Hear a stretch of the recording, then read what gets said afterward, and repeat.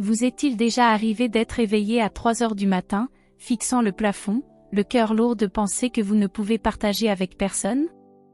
Peut-être est-ce l'inquiétude concernant demain, la culpabilité d'hier, ou une douleur que vous ne parvenez pas à exprimer. À cette heure où le monde est calme et où votre âme se fait bruyante, il y a quelqu'un qui est toujours éveillé, Dieu. L'une des vérités les plus réconfortantes de l'Écriture se trouve dans le psaume 121, 4, « Celui qui garde Israël ne sommeille ni ne dort ». Contrairement à nous, Dieu n'a pas besoin de repos. Il ne se fatigue pas. Il ne ferme pas les yeux et ne se détourne pas. Lorsque vous êtes réveillé au milieu de la nuit, arpentant le sol, fixant le plafond, ou simplement allongé en silence avec vos pensées qui s'emballent, il est déjà présent, pleinement alerte et à l'écoute. Pensez à quel point c'est remarquable. Les personnes vers qui vous vous tournez habituellement pour le réconfort, votre famille, vos amis, même votre confident le plus proche, sont endormis à cette heure. Leurs téléphones sont en mode silencieux. Leurs portes sont fermées. Mais celui qui vous a formé, celui qui connaît chaque détail de votre cœur, ne vous met jamais en « ne pas déranger ».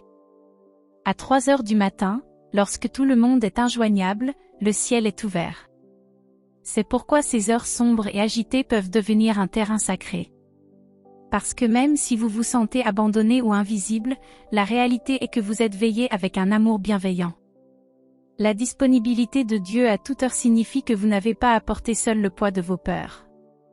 Vous pouvez murmurer, « Seigneur, je suis dépassé », et immédiatement son oreille est attentive à votre cri. Vous pouvez lui souffler, « Aide-moi », et il répond, non pas avec somnolence ou retard, mais avec l'attention d'un père qui ne quitte jamais votre côté. La veille sans sommeil de Dieu est également un rappel de sa souveraineté. Pendant que nous nous reposons, il gouverne. Pendant que nous nous inquiétons, il travaille. Le fait qu'il ne sommeille jamais signifie que l'univers n'est pas en roue libre. Il est tenu dans ses mains fermes. Et s'il peut maintenir les galaxies en ordre, il peut certainement prendre soin de votre vie. Alors, quand 3 heures du matin vous semble l'heure la plus solitaire de votre journée, rappelez-vous, vous ne parlez pas dans le vide. Vous parlez à un Dieu qui est déjà éveillé, déjà conscient et déjà attentif à votre voix. Prières honnêtes contre paroles parfaites.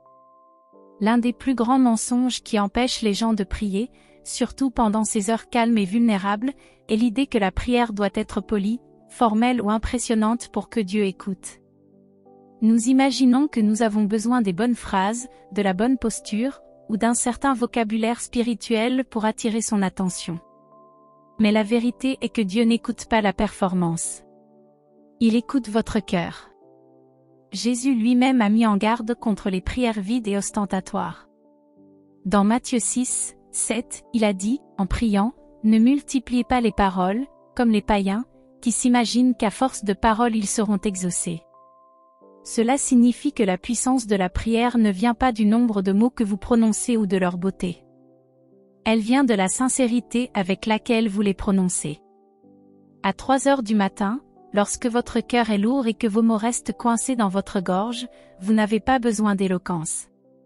Dieu n'évalue pas votre grammaire ni ne vérifie vos tournures de phrases. Il se délecte de la véracité. Un simple cri comme « Ô Dieu, j'ai peur » ou « Seigneur, je ne sais pas quoi faire » a plus de poids au ciel que le discours le plus élégant prononcé sans sincérité. Votre honnêteté l'atteint d'une manière que la perfection ne pourrait jamais atteindre. Pensez à la façon dont les enfants parlent à leurs parents. Un enfant ne répète pas avant de demander de l'aide. Il ne peaufine pas ses phrases avant de crier de douleur. Il parle avec un besoin brut, et le parent répond avec amour. De la même manière, votre Père céleste répond non pas à la perfection de vos paroles, mais à l'ouverture de votre cœur. Le psaume 34, 18 dit, « L'Éternel est près de ceux qui ont le cœur brisé, et il sauve ceux dont l'esprit est abattu. » Cette proximité n'est pas réservée à ceux qui parlent bien. Elle est pour les brisés, les chancelants et les fatigués. Parfois, votre prière la plus puissante peut être un murmure. Parfois, ce peut être un gémissement que vous ne pouvez même pas articuler. Romains 8h26 nous rappelle que même lorsque nous ne savons pas ce que nous devons demander, l'Esprit lui-même intercède pour nous par des soupirs inexprimables. Cela signifie que Dieu comprend déjà la profondeur de votre besoin, même lorsque vous n'avez pas le vocabulaire pour l'exprimer. Alors ne vous retenez pas parce que vous pensez que vous ne priez pas correctement. À 3 heures du matin, lorsque vos pensées sont confuses et vos émotions brutes, l'honnêteté est plus belle pour Dieu que l'éloquence polie. Parlez-lui de la façon dont vous vous sentez vraiment, car il n'entend pas seulement vos mots, il entend votre cœur. Le silence et les larmes comme prière. Il y a des moments dans la vie où les mots manquent tout simplement. Des moments où la douleur est trop profonde, la confusion trop lourde ou l'épuisement trop accablant pour former une phrase. À 3 heures du matin, vous pourriez vous retrouver à fixer l'obscurité, incapable de dire quoi que ce soit. Mais voici l'espérance, Dieu n'a pas besoin de mots pour vous comprendre. Votre silence, vos soupirs et même vos larmes s'élèvent devant lui comme des prières. La Bible nous donne cette assurance dans le psaume 56, 8, « Tu comptes mes pas errants, mais mes larmes dans tes outres, ne sont-elles pas dans ton livre ?» Imaginez cela un instant. Chaque larme qui tombe de vos yeux est remarquée, mémorisée et chérie par Dieu. Aucune n'est gaspillée. Aucune n'est ignorée. Alors que le monde pourrait les rejeter comme une faiblesse, le ciel les enregistre comme des offrandes sacrées de votre cœur. Nous pensons parfois que la prière doit toujours être active, remplie de mots, de déclarations et de requêtes. Mais certaines des prières les plus puissantes se trouvent aussi dans le calme et la lamentation. Lamentation 2, 19 nous exhorte à « répandre ton cœur comme de l'eau en présence de l'Éternel ». Se répandre ne signifie pas toujours parler. Parfois, cela signifie laisser votre cœur se déverser dans un abandon silencieux, permettant à votre âme de se reposer vulnérablement devant la présence de Dieu. Et qu'en est-il de ces moments où tout ce que vous pouvez faire est de pleurer? Les larmes ont leur propre langage, un langage que Dieu comprend couramment. Anne, la mère de Samuel, pria silencieusement avec des larmes au temple. Et bien qu'aucun mot ne sorte de ses lèvres, le Seigneur entendit son désespoir et répondit à son cri, 1 Samuel 1, 12-17. Cette histoire nous rappelle que les larmes ne sont pas le signe d'une prière faible. Elles sont souvent l'expression la plus pure de la prière. Même le silence lui-même peut être une forme de prière. Le psaume 46, 10 déclare « Arrêtez, et sachez que je suis Dieu ». Le calme n'est pas le vide, c'est la confiance. Lorsque les mots manquent, le simple fait d'être dans la présence de Dieu, de le reconnaître avec votre cœur silencieux, est une prière. Dans ces moments à 3 heures du matin, s'asseoir en silence avec lui peut être aussi profond que toute demande parlée, car cela montre la foi qu'il sait déjà et qu'il se soucie déjà. Alors, que ce soit un calme silencieux, un soupir murmuré ou des larmes qui coulent, rappelez-vous que Dieu ne cherche pas des discours polis. Il cherche l'honnêteté. Et parfois, l'honnêteté ressemble au silence ou se ressent comme des larmes. Opportunité sacrée à 3 heures du matin. Quand la majeure partie du monde dort, quand les rues sont calmes et que même votre propre maison est silencieuse, ces heures matinales peuvent sembler solitaires, voire troublantes. Mais aux yeux de Dieu, ce ne sont pas des heures vides. Ce sont des opportunités sacrées. Ce sont des invitations à le rencontrer sans distraction, sans bruit et sans interruption. Ce qui ressemble à de l'insomnie ou à de l'agitation peut en fait être un rendez-vous divin. La Bible est remplie d'exemples de Dieu rencontrant des gens dans la nuit. Dans Genèse 32, Jacob lutta avec Dieu jusqu'à l'aube. Et c'est dans cette nuit sombre et solitaire que son nom fut changé et que sa destinée fut transformée. Dans Actes 16, Paul et Silas prièrent et chantèrent des hymnes à minuit alors qu'ils étaient en prison, et leurs chaînes tombèrent lorsqu'un tremblement de terre secoua les fondations de leurs cellules. Et dans Jean 3, Nicodème vint à Jésus de nuit. Et c'est dans cette conversation tranquille que Jésus révéla la vérité de la nouvelle naissance. Encore et encore, les Écritures nous montrent que les rencontres nocturnes deviennent souvent des tournants. Pourquoi? Parce que le calme de 3 heures du matin élimine les distractions. Le jour, nos esprits sont occupés, nos emplois du temps sont chargés et nos cœurs sont souvent divisés. Mais la nuit, lorsque vous êtes éveillé et que le monde dort, vous êtes plus ouvert à entendre les murmures de Dieu. L'absence de bruit extérieur crée un espace pour que vous reconnaissiez sa présence. Ce qui semble être une interruption sans sommeil peut en fait être une interruption sacrée, un moment où Dieu réveille doucement votre esprit parce qu'il a quelque chose à dire. Ces heures sont également sacrées parce qu'elles révèlent votre vraie dépendance. À 3 heures du matin, vous êtes vulnérable. Vous êtes dépouillé de l'agitation qui masque normalement vos peurs et vos distractions. Vous êtes face à face avec vos pensées les plus profondes, vos anxiétés les plus calmes et vos émotions les plus brutes. Et dans cette vulnérabilité, la prière devient plus authentique. Vous ne jouez pas un rôle. Vous tendez simplement la main par besoin. Ce sont les moments où votre connexion avec Dieu devient la plus intime, car vous le rencontrez sans prétention. Pour certains, ces heures tardives sont celles où les fardeaux se font les plus lourds, les soucis concernant les finances, la famille, la santé ou l'avenir. Mais ces mêmes heures peuvent devenir des autels sacrés où vous déposez vos fardeaux en échange de sa paix. Philippiens 4, 6-7 nous rappelle de ne nous inquiéter de rien, mais en toute situation, par des prières et des supplications, avec des actions de grâce, faites connaître à Dieu vos demandes. Et la paix de Dieu, qui surpasse toute intelligence, gardera vos cœurs et vos pensées en Jésus-Christ. Lorsque vous priez à 3 heures du matin, vous ouvrez la porte à cette paix surnaturelle pour qu'elle s'installe dans votre âme, même avant le lever du soleil. Alors, plutôt que de voir 3 heures du matin comme un fardeau, voyez cela comme une invitation. Ce n'est pas juste une autre nuit agitée. C'est une opportunité sacrée de rencontrer le Dieu qui vous attend dans le calme. Apportez vos fardeaux honnêtement. Trop souvent, nous pensons que nous devons nettoyer nos cœurs avant de venir à Dieu, comme s'il ne voulait entendre que la version polie de nos luttes. Mais Dieu nous invite à venir tels que nous sommes, portant nos fardeaux sous leur forme brute et non filtrée. À 3 heures du matin, lorsque vous êtes accablé par la peur, le regret ou les questions, vous n'avez pas besoin de les déguiser ou de les réorganiser en quelque chose qui semble spirituel. Il veut la vérité de votre cœur, pas la version que vous pensez acceptable. Jésus lui-même étend cette invitation dans Matthieu 11, 28, « Venez à moi, vous tous qui êtes fatigués et chargés, et je vous donnerai du repos. » Remarquez ce qu'il demande, non pas votre meilleur comportement, non pas votre foi parfaite, mais votre fatigue et vos fardeaux. Il ne demande pas les parties nettoyées de vous. Il demande les pièces lourdes et brisées qui vous écrasent. À 3 heures du matin, lorsque ces fardeaux pèsent le plus lourd, vous vous trouvez à l'endroit même où cette invitation est la plus importante. Pensez à la façon dont un enfant court vers un parent lorsqu'il est blessé. Il ne s'arrête pas pour laver la saleté de son genou écorché avant de crier. Il n'attend pas que ses paroles soient calmes ou polies avant de demander de l'aide. Il arrive en courant, désordonné et en pleurs, parce qu'il sait que son parent peut s'en occuper. C'est le genre d'honnêteté que Dieu désire de nous. Il n'est pas rebuté par le désordre de nos émotions ou le chaos de nos pensées.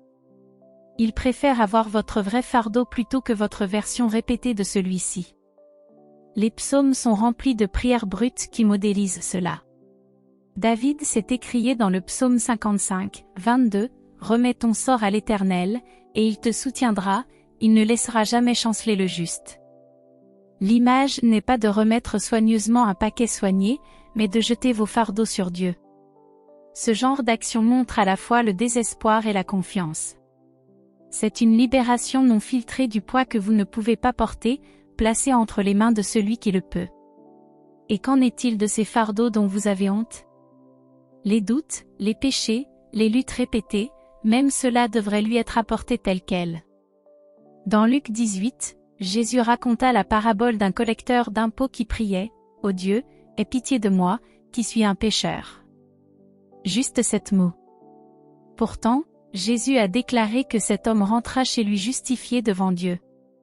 Son humilité et son honnêteté portaient plus de puissance que les longues prières orgueilleuses des pharisiens se tenant à côté de lui. Dieu répond à l'authenticité, pas à la verbosité. Les prières d'une seule phrase sont également puissantes car elles peuvent être répétées tout au long de la nuit. Parfois, Tout ce que vous pouvez gérer est de murmurer la même courte prière encore et encore. Ce n'est pas une faiblesse, c'est de la persistance. Jésus a encouragé ce genre de prière lorsqu'il a dit dans Matthieu 7, 7, « Demandez, et l'on vous donnera, cherchez, et vous trouverez, frappez, et l'on vous ouvrira. » Chaque courte prière est un autre coup frappé à la porte du ciel, et Dieu promet de répondre. Cette simplicité nous rappelle que la prière n'est pas une performance. Il ne s'agit pas d'élaborer des discours, mais d'une communication honnête. Même un soupir peut être une prière lorsqu'il est dirigé vers Dieu. Même un murmure dans l'obscurité a du poids lorsqu'il vient des profondeurs de votre âme. Une seule phrase prononcée avec foi à 3 heures du matin est plus forte que 1000 mots prononcés sans cœur. Alors ne laissez pas le manque de mots vous empêcher de prier. Lorsque la nuit est lourde et que votre force est faible, rappelez-vous que la prière peut être aussi simple qu'une phrase, et même le cri le plus court peut atteindre le trône de Dieu. La solitude rencontrée par sa présence. La nuit a une façon d'amplifier la solitude. À 3 heures du matin, lorsque le monde dort et que personne n'est là pour répondre à votre appel ou à votre SMS, le silence peut sembler suffocant. Les pensées résonnent plus fort, la peur semble plus vive, et l'absence de compagnie humaine peut peser lourdement sur votre âme. Mais c'est dans ces moments même de solitude que Dieu s'approche d'une manière unique et puissante. Vous pouvez vous sentir seul, mais vous n'êtes jamais abandonné. David connaissait profondément cette vérité. Dans le psaume 139, 7-10, il a écrit « Où irai-je loin de ton esprit, et où fuirai-je loin de ta face ? Si je monte aux cieux, tu y es, si je me couche au séjour des morts, tu l'as. Si je prends les ailes de l'aurore, et que j'aille habiter à l'extrémité de la mer, là aussi ta main me conduira, et ta droite me saisira. » Cela signifie qu'aucune heure de la nuit et aucune profondeur de solitude n'est au-delà de la portée de Dieu. À 3 heures du matin, lorsque l'isolement semble accablant, son esprit est déjà à vos côtés, vous tenant prêt. La solitude vient souvent du sentiment que personne ne comprend vraiment. Pourtant, Hébreux 4, 15 nous rappelle que nous avons un Sauveur qui est capable de compatir à nos faiblesses. Jésus lui-même a connu la solitude, abandonné par ses amis, incompris par les foules, et criant même sur la croix, « Mon Dieu, pourquoi m'as-tu abandonné ?» Parce qu'il est passé par la solitude, il est capable de vous rencontrer dans la vôtre. Sa présence n'est pas distante ou détachée. Elle est tendre et empathique. Il s'assoit avec vous dans le silence de la nuit, non pas comme un étranger, mais comme quelqu'un qui comprend. Et sa présence est plus qu'une simple compagnie, c'est un réconfort. Le psaume 23, 4 déclare « Quand je marche dans la vallée de l'ombre de la mort, je ne crains aucun mal, car tu es avec moi, ta houlette et ton bâton, ce sont eux qui me consolent. » Remarquez que David ne dit pas que la vallée disparaît, mais la peur disparaît à cause de la présence de Dieu. À 3 heures du matin, lorsque la vallée semble sombre et que vous vous sentez invisible, sa proximité devient la réponse à votre solitude. Sa présence change l'atmosphère, transformant l'isolement en intimité. Ce qui rend la présence de Dieu si différente de la présence humaine, c'est sa constance. Les gens peuvent s'endormir, oublier ou ne pas être disponibles. Mais Dieu est présent toujours, éveillé, attentif et prêt à s'approcher. Il a promis dans Deutéronome 31, 6, « Il ne te délaissera point, il ne t'abandonnera point. » Cette promesse est valable au milieu de la nuit tout autant que dans la lumière du jour.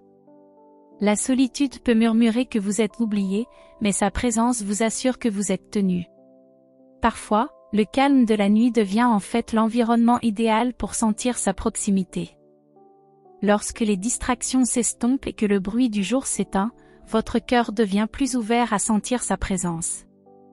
Dans ces heures sacrées, la prière, l'écriture ou même le simple calme peuvent éveiller une conscience que vous n'êtes pas aussi seul que vous le pensiez. Le moment même qui ressemble à du vide peut être le moment où sa plénitude vous entoure. Choisir la prière plutôt que la distraction. À 3 heures du matin, lorsque le sommeil vous échappe et que votre esprit est agité, l'option la plus facile est souvent la distraction. Beaucoup de gens attrapent leur téléphone, font défiler les médias sociaux, regardent des vidéos ou cherchent n'importe quoi pour occuper leurs pensées. d'autres peuvent rejouer des conversations, répéter des inquiétudes ou sombrer dans des cycles interminables de « et si ». La distraction semble plus facile que d'affronter le poids de votre cœur.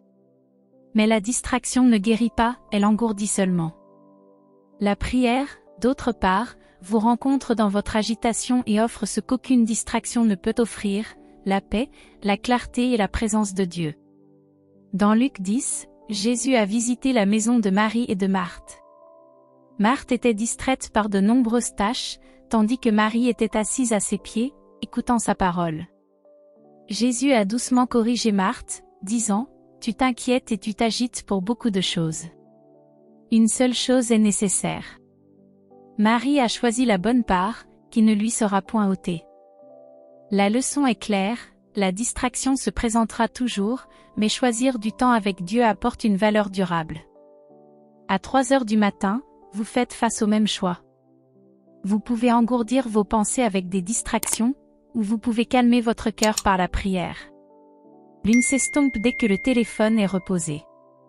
L'autre persiste avec une force éternelle. La distraction promet un soulagement, mais vous laisse souvent plus vite qu'avant. La prière, même si elle semble difficile au début, allège réellement votre fardeau. Philippiens 4, 6 nous rappelle que, en toute situation, par des prières et des supplications, avec des actions de grâce, faites connaître à Dieu vos demandes. Ce verset n'exclut pas les nuits sans sommeil. Au lieu de faire défiler sans fin, présentez ces soucis un par un au Seigneur. En échangeant la distraction contre la dévotion, vous entrez dans la paix qu'il promet. Choisir la prière plutôt que la distraction réapproprie également ces heures de minuit pour quelque chose de sacré.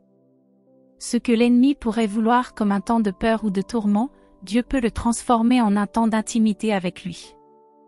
Votre insomnie devient un autel, votre chambre un sanctuaire. Chaque minute passée en prière transforme l'atmosphère autour de vous et fortifie votre esprit en vous. En revanche, chaque minute perdue à la distraction approfondit souvent l'agitation et laisse l'âme troublée. Même les prières les plus courtes sont plus puissantes que les distractions les plus longues. Dire « Ô Seigneur, je te donne mes pensées » apporte beaucoup plus de guérison qu'une heure de défilement insensé. La prière invite le Créateur dans votre moment. La distraction vous maintient à tourner en rond avec les mêmes luttes par vous-même. À 3 heures du matin, la différence entre les deux chemins est la différence entre la lassitude et le renouvellement, le vide et la plénitude, le désespoir et l'espérance. Alors, quand la nuit semble longue et que votre main se tend vers la distraction, faites une pause. Demandez-vous ce qui m'apportera réellement le repos. La réponse ne sera jamais une autre vidéo, un autre défilement ou une autre pensée agitée. La réponse se trouve dans le choix de la prière, car la prière vous connecte à celui qui écoute, à celui qui guérit et à celui qui ne dort jamais. Conclusion et encouragement. À 3 heures du matin, lorsque le monde est silencieux et que votre cœur est lourd, rappelez-vous ceci, vous n'êtes pas seul. Vous n'êtes pas inentendu, et vous n'êtes pas oublié. Dieu est éveillé, attentif et plus proche que votre prochain souffle. Il n'exige pas de mots parfaits ni de prières polies. Il désire votre honnêteté, vos larmes, votre silence et vos simples cris. Chaque fardeau que vous apportez, il est prêt à le porter. Chaque murmure que vous faites, il se penche pour l'entendre. Alors, la prochaine fois que le sommeil vous échappe et que la nuit semble longue, transformez cette heure en un autel. Échangez la distraction contre la dévotion. Parlez-lui, asseyez-vous avec lui, et laissez sa paix vous entourer. Parce que la vérité est la suivante, à 3 heures du matin, lorsque vous parlez à Dieu, il vous entend, toujours.